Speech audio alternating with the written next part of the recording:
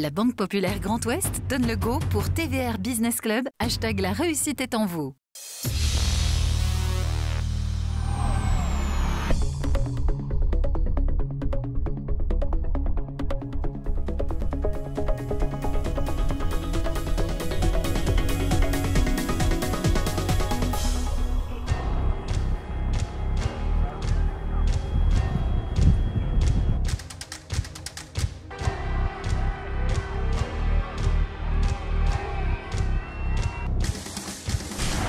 « 87 jours, 2 heures, 24 minutes et 25 secondes. Voilà le record du meilleur temps féminin du Tour du Monde sans escale à l'occasion du dernier Vendée Globe sur Banque Populaire 10. Clarisse Kremer, bonjour et bravo. Vraiment, le TVR BPGO Business Club est particulièrement honoré de vous accueillir ce soir dans cet écrin de l'Atrium à Polaris avec Maurice Bourrigaud, le directeur général de la BPGO. On a au moins 1500 questions à vous poser. Alors depuis votre arrivée au Sable d'Olonne, il y a eu énormément de sollicitations, puis des vacances bien méritées. Aujourd'hui, Clarisse, est-ce que vous recevez toutes les ondes du public et réalisez-vous l'exploit que vous avez quand même accompli? Première femme autour du monde. C'est vrai que ça m'a demandé un petit peu de temps parce qu'on vit tout seul en mer sans vraiment de connexion avec l'extérieur, même si aujourd'hui on a plus de moyens de communication qu'avant. Et du coup, quand on arrive, on se rend compte en fait qu'il y a des gens qui nous ont suivis, qu'il y a des gens qui ont vibré avec nous à travers nos péripéties. Et donc ça demande un petit temps de recul et d'absorption effectivement de tout ça, des échanges qu'il y a eu entre les gens aussi au sujet du Vendée Globe. Et c'est vrai que je m'en rends mieux compte maintenant qu'au lendemain de mon arrivée, où en plus j'étais forcément un peu encore dans le choc émotionnel de passer de tout seul entouré de beaucoup de monde comme ça. Et je commence doucement à avoir des souvenirs du Vendée Globe. En fait, pendant un moment, j'avais du mal à me reprojeter. J'ai réouvert mon carnet de bord pas plus tard que cette semaine. Avant ça, ça me paraissait trop tôt. Exactement, voilà. Mais c'est vrai que ça demande un petit peu de temps de digestion et du recul, réadaptation, en fait. certainement. Exactement. Maurice. Bonjour Clarisse. Bonjour Maurice. Une question simple, comment allez-vous et même plutôt comment vous sentez-vous? Eh ben, je me sens bien. C'est vrai qu'on dit qu'il faut un petit peu de temps pour se remettre d'un Vendée Globe de 3 mois en mer. On dit que c'est au moins 3 mois à terre pour se sentir un peu plus dans un état normal. Et là, ça fait un petit peu plus de 2 mois maintenant, donc je commence à retrouver un peu mes repères terrestres. Mais donc je me sens bien, c'est quand même une période très joyeuse. Je suis contente d'avoir atteint cet objectif-là. Voilà. Donc un peu fatiguée, mais en même temps, c'est quand même une période agréable, même si ça demande... c'est nouveau pour moi, en fait. C'est assez déstructurant quand même de passer 3 mois tout seul et ensuite de rebondir à terre. Donc, mais je me sens bien. Clarisse Kremer, on va suivre un film que l'on a raccourci à 2 minutes 45 qui montre vraiment votre tour du monde et votre Vendée. Ça s'appelle Le Vendée de Clarisse et c'est monté en 2 minutes 45 par notre réalisateur Dominique Jamotot. On se retrouve tout de suite après. 3, 2, 1, top! C'est hardcore, hein.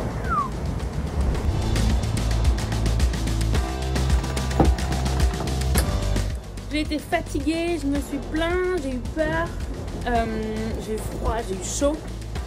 Mais il y a une bonne nouvelle, c'est que j'ai à nouveau faim.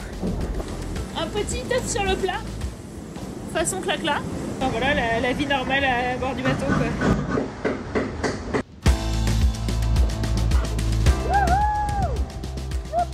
Je fais une petite pause parce que j'ai trop chaud là. Ça me rend folle, je n'ai pas avancé de la journée. J'en peux plus. C'est comme ça. Il y en a prendre que Kevin était sain et sauf et ça fait du bien. Finalement, abandonner la course, ça paraît presque pas si grave que ça, même si tu dois être extrêmement déçu. Bref, voilà, je raconte n'importe quoi, mais quel soulagement.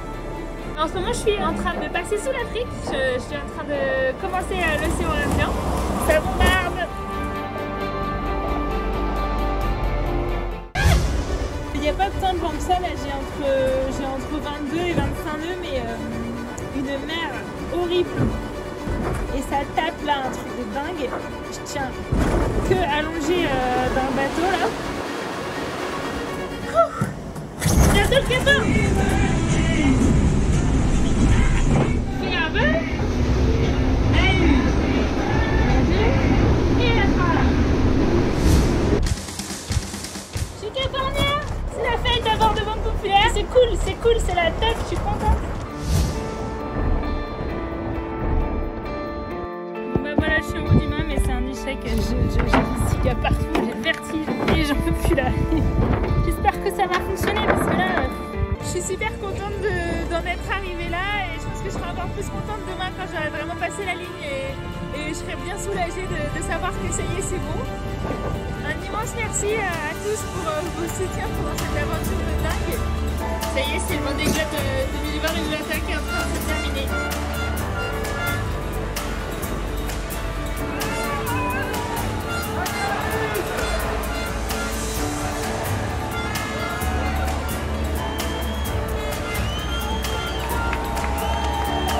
Je pensais pas qu'il y aurait autant de monde et puis on dirait que j'ai gagné le Vendée Globe.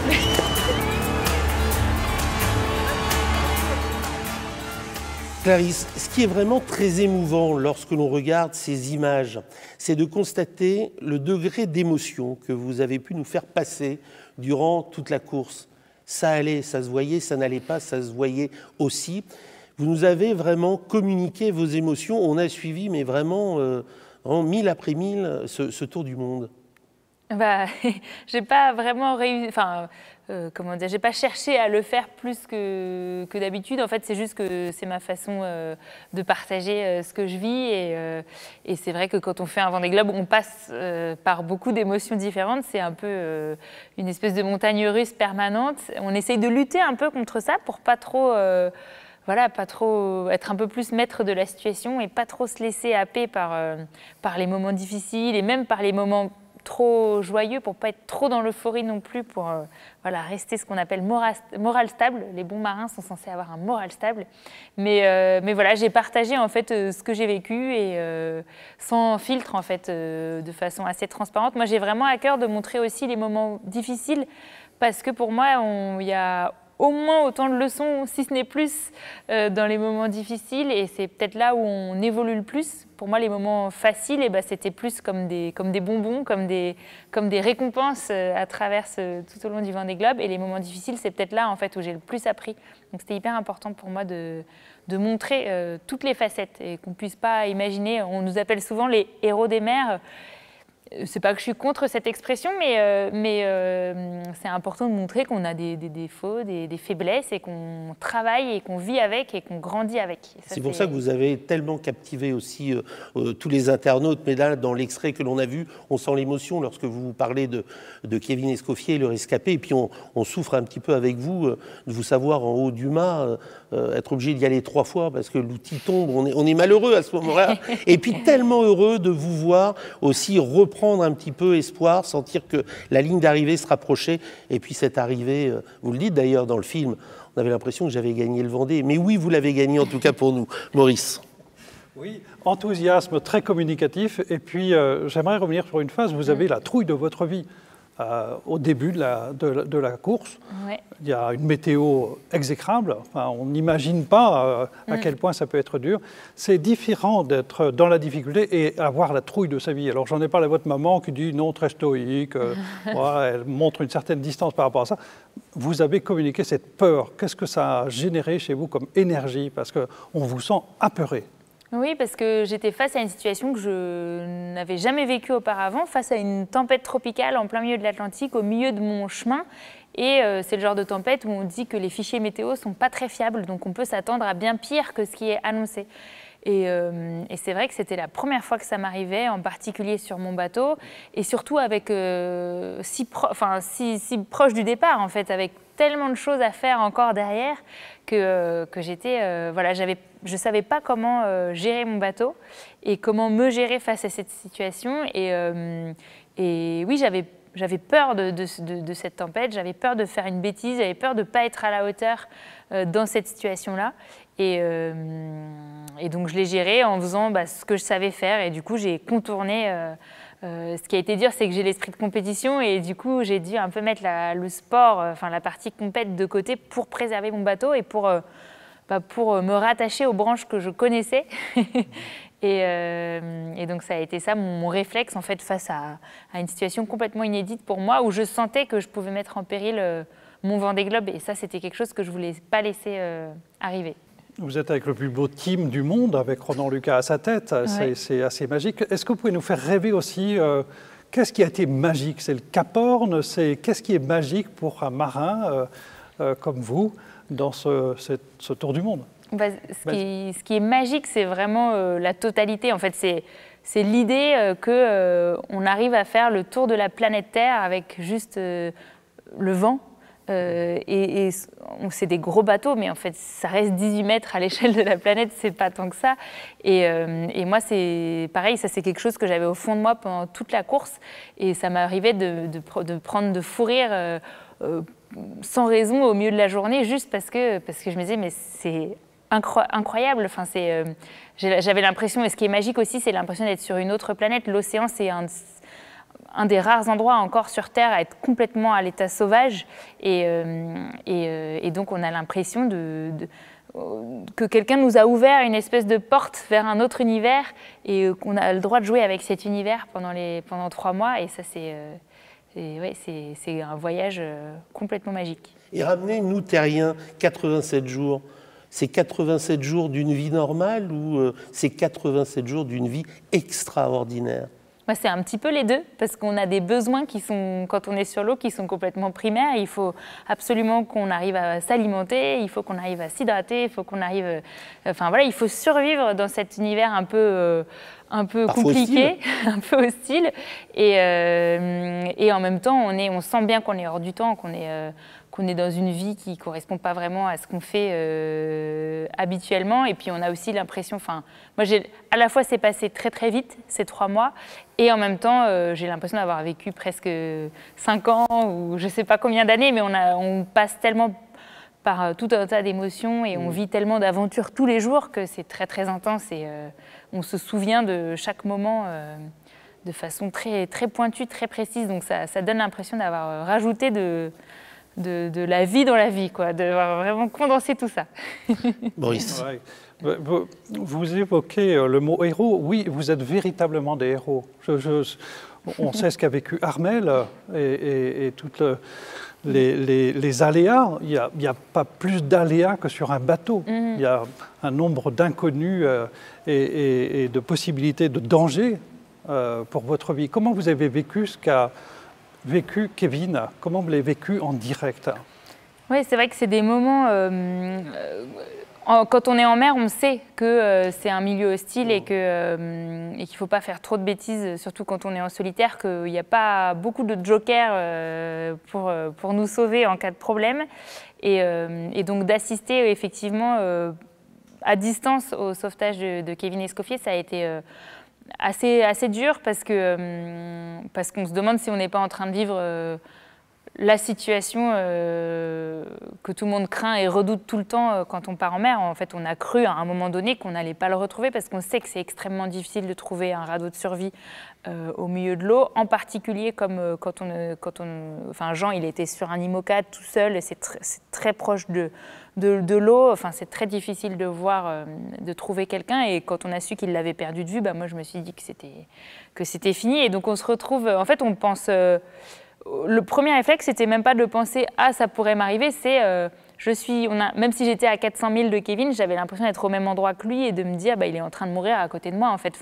Il est en train de disparaître en mer à côté de moi. Donc ça, c'est un moment où voilà, on essaye de la course est complètement mise de côté et on essaye de se rattacher à ce qu'on peut, de continuer de faire avancer son bateau ou en tout cas de se mettre en sécurité et et on fait un peu le dos rond émotionnellement en espérant de meilleures nouvelles. Et donc forcément, quand on apprend qu'il a été récupéré par Jean, c'est un soulagement immense parce qu'on sait qu'on est passé pas très loin d'un drame et on fait tout. Enfin voilà, on est passionné de mer, mais c'est toujours c'est une éventualité à laquelle on n'a pas envie d'arriver.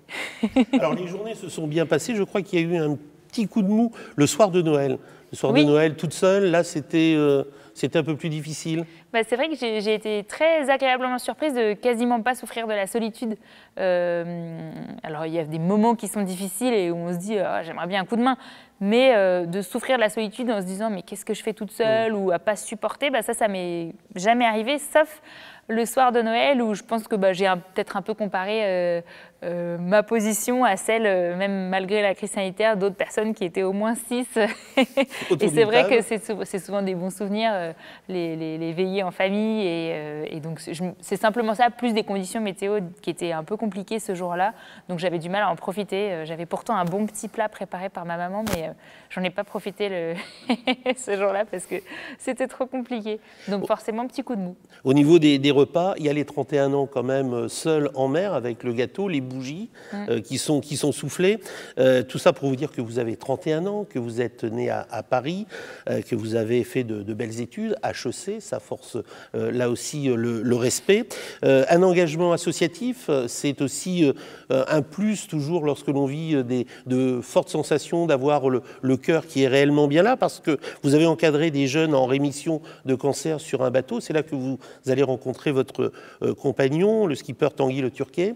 Vous allez vous dire à un moment, peut-être que la voile était venue à Carnac, avec les 4 heures de Carnac sur un bateau, peut-être vous ne pensiez pas faire le tour du monde, mais vous avez le virus de la mer et vous allez travailler d'arrache-pied pendant 2 ans.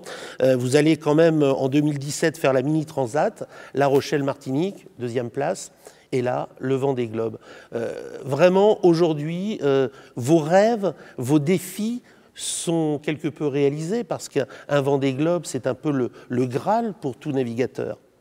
Oui, c'est vrai que j'ai eu beaucoup de chance dans mon parcours de pouvoir avoir l'opportunité de participer à cette course mythique aussitôt dans ma carrière nautique. C'était vraiment une chance inespérée. Mais en fait, moi, ce qui me fait vibrer dans la course au large, c'est l'apprentissage. Et donc, même si certains pourraient dire elle a vécu le Graal, donc pourquoi continuer? En fait, c'est pas du tout comme ça que je l'approche. Moi, en fait, l'apprentissage, il est sans fin en course au large. On peut apprendre tellement de choses. Alors, bien sûr, il y a la technique, mais on apprend sur soi, on apprend psychologiquement, on apprend dans la préparation d'un bateau. Enfin, il y a énormément de choses différentes. Et donc oui, j'ai connu un peu l'Everest des mers, mais j'ai l'impression d'avoir juste ouvert une petite porte vers plein d'autres choses. Donc, je n'ai pas l'impression d'être arrivée quelque part, en tout cas. Sur un bateau, il y a du bruit en permanence. Vous passez d'un bruit permanent, sous les étoiles, la magie des étoiles, et vous passez au bruit médiatique permanent, et vous êtes l'étoile. Qu'est-ce que ça vous fait, ce bruit médiatique permanent dont vous êtes l'étoile? Alors permanent, je ne sais pas. C'est sûr qu'effectivement, il y a eu un petit marathon pendant une semaine après l'arrivée et qui est assez perturbant de se retrouver sous le feu des projecteurs alors quand on est en mer, c'est pas du tout ça qui nous anime parce ce sont des moments quand même assez solitaires et on fait pas ça pour l'image que ça renvoie. Donc c'est une expérience en soi d'être un peu sous le feu des projecteurs, mais je trouve ça chouette aussi d'avoir l'occasion de partager nos aventures. Ça donne un petit peu de sens malgré tout à ce qu'on fait, parce que ça reste du sport, ça reste, on ne va pas à la découverte de quelque chose en particulier, si ce n'est à la découverte de soi. Et donc de pouvoir partager tout ce qu'on vit et tous les moments qu'on traverse, ça donne un peu de sens, donc je le prends du bon côté, en essayant de ne pas me laisser trop changer ou transformer par cette expérience-là. Ça change forcément.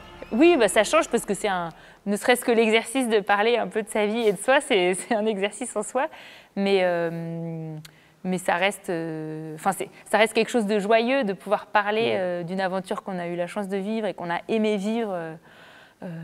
Même si parfois c'est un peu superficiel parce que c'est des choses très rapides, mais bon, ça fait partie de l'exercice. Mais être aussi dans la transmission, faire communiquer ses rêves et dire qu'en fin de compte, tout est possible lorsque l'on travaille, lorsque l'on a aussi de la détermination, parce que il faut de la détermination pour être à la tête d'un IMOCA, vous l'avez dit, 18 mètres, quelques centimètres, 18 mètres, 28 je crois, mais enfin, oui. C'est quelque chose qui est vraiment, ce sont de véritables Formule 1 aussi de la mer, même s'il y a la classe ultime, un IMOCA est un bateau qui va vraiment très vite, qui réagit. C'est quoi la sensation la plus forte que vous ayez eue durant ce tour du monde à la barre? Sensation. Alors déjà, on barre très peu nos bateaux. Très peu, ouais, parce que on est toujours sous pilote automatique parce qu'on a tellement d'autres choses à faire et aujourd'hui, on a des pilotes qui sont très fiables, de plus en plus fiables et très performants en termes de vitesse. Ça n'empêche qu'on fait plein d'autres choses et que les manœuvres sont exigeantes. Moi, en fait, les sensations de vitesse, c'est un peu tout le temps parce que ce sont des bateaux qui vont quand même vite et on est dans des endroits où il y a pas mal de vent. Donc des sensations fortes, c'est un peu tout le temps et justement, on essaye de lâcher prise un peu sur ces sensations fortes pour réussir à se reposer et à faire un peu la part des choses dans notre tête. Et moi, je garde le souvenir pas très loin de l'arrivée d'une nuit, justement une nuit étoilée où il y avait des conditions pour une fois avec une mer très lisse, très plate, ce qui est rarement le cas, c'est quand même assez cabossé en général. Et j'étais avec des très grandes voiles, enfin les plus grandes voiles possibles. Et là, le bateau, il allait à fond et moi, j'étais dehors sans me faire mouiller parce que la mer était plate, à profiter des étoiles. Il n'y avait pas de lune, donc du coup, on voyait très très bien les étoiles.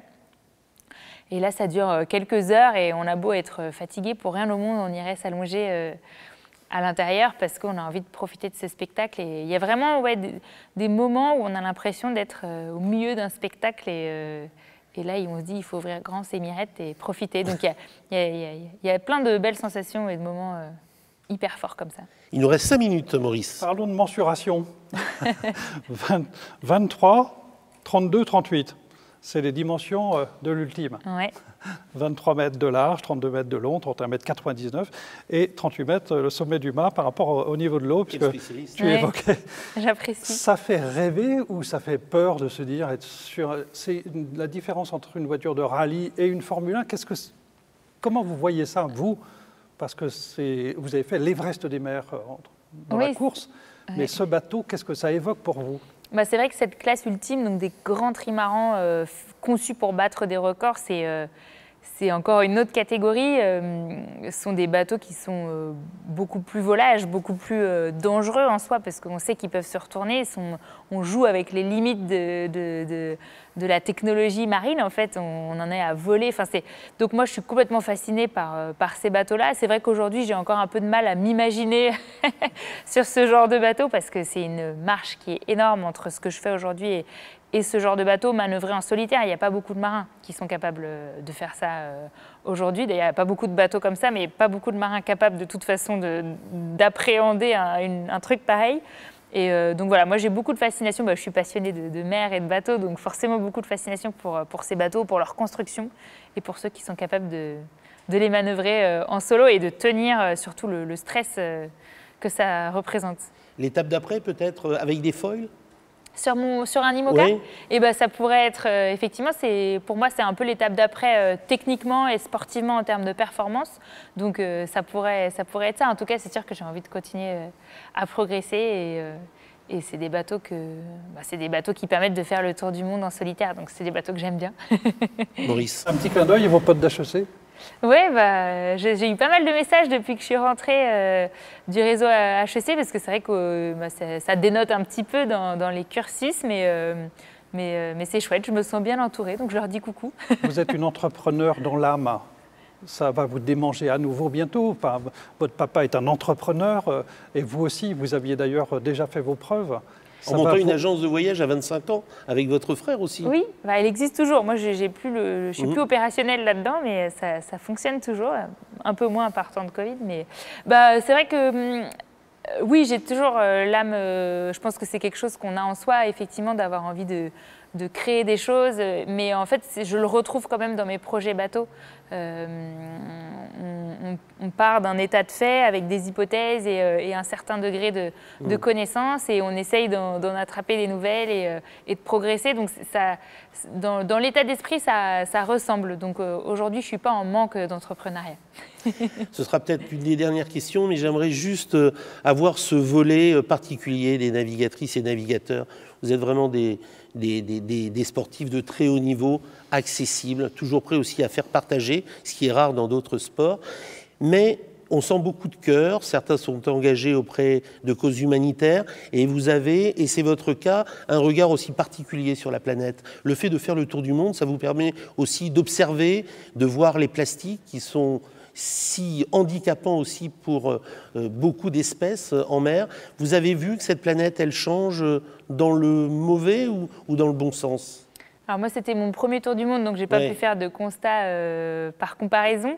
Mais c'est sûr que c'est très perturbant quand on n'a pas eu de signe de civilisation depuis quelques semaines de tomber sur des déchets plastiques.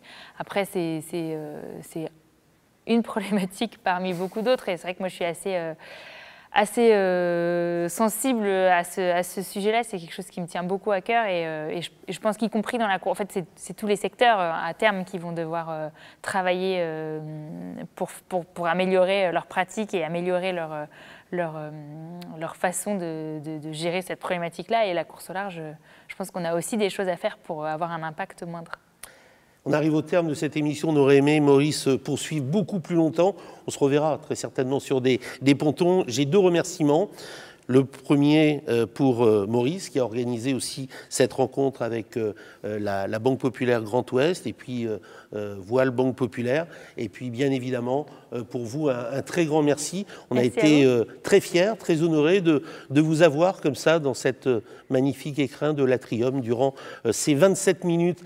Bon vent, Clarisse Kremer. Merci de nous avoir fait rêver. Et l'aventure est loin d'être terminée. Vous êtes toute jeune, ambitieuse, et on vous reverra très certainement à bord de très belles formules des mers. Merci à vous. Merci à vous. Merci Clarisse. Merci Maurice.